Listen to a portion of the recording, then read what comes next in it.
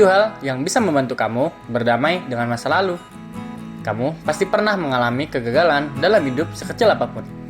Ketika gagal, pikiran kamu akan dipenuhi dengan berbagai asumsi penyebab kegagalan tersebut. Yang menjadi masalah adalah ketika kita berlarut-larut dalam kesedihan atas kegagalan. Kegagalan memang suatu peristiwa atau masalah di masa lalu yang sudah kita lewati, namun tidak jarang peristiwa atau masalah itu kembali muncul dalam ingatan kita di masa sekarang.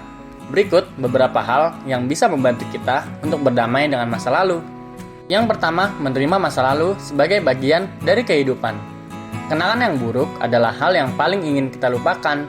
Namun, terkadang semakin kita berusaha melupakannya, malah semakin jelas tergambar. Cara agar tidak jelas adalah mencoba menerima bahwa itu bagian dari masalah hidup yang harus kita lalui. Yang kedua, stop blaming yourself. Menyalahkan diri sendiri terus-menerus hanya membuat kita semakin menyesal atas apa yang sudah terjadi. Kita semakin merasa tidak berguna dan selalu gagal dalam setiap hal.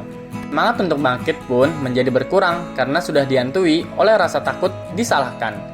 Cobalah fokus pada prosesnya, bukan pada hasil.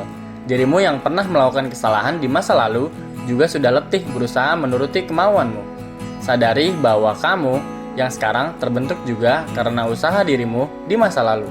Yang ketiga, tidak ada manusia yang sempurna. Cobalah memaafkan kesalahan yang telah kamu buat di masa lalu dengan menyelesaikannya. Kesalahan adalah hal yang wajar sebagai manusia, namun jangan terus-terusan berbuat salah ya, dan jangan terlalu takut salah ketika ingin melakukan hal-hal baru. Ketika kita tahu akibat dari kesalahan di masa lalu, kita akan lebih berhati-hati dalam bertindak. Yang keempat, jangan pernah lari dari masalah.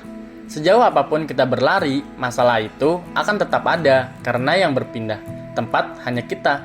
Mungkin secara posisi kita terasa lebih jauh, namun masalah yang dibiarkan berlarut-larut justru akan menimbulkan masalah baru. Yang kelima, mengubah cara pandang masalah. Masa lalu adalah kondisi yang tidak bisa kita kontrol di masa sekarang sehingga kita tidak bisa merubahnya. Yang bisa kita rubah adalah cara pandang kita terhadap masalah dengan memunculkan positive thinking. Yang keenam, belajar dari kesalahan. Coba analisa lagi penyebab masalah atau kegagalan di masa lalu. Jangan hanya fokus pada kesalahan diri sendiri. Mungkin saja ada beberapa faktor, misalnya kondisi keuangan, keluarga, lingkungan, toxic relationship, dan sebagainya.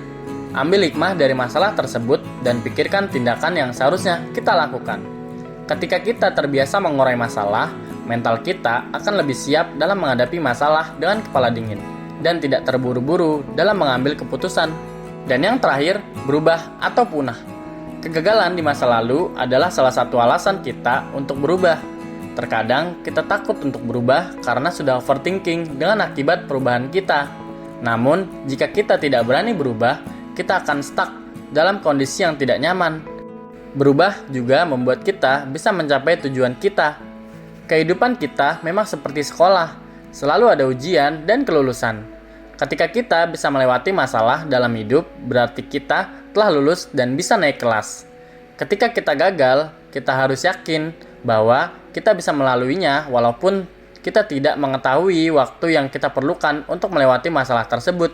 So, mulailah berkomitmen untuk memaafkan diri sendiri dan enjoy for your better life. Oke, sekian. I Supplement Empowering Healthy You Style. Thank you.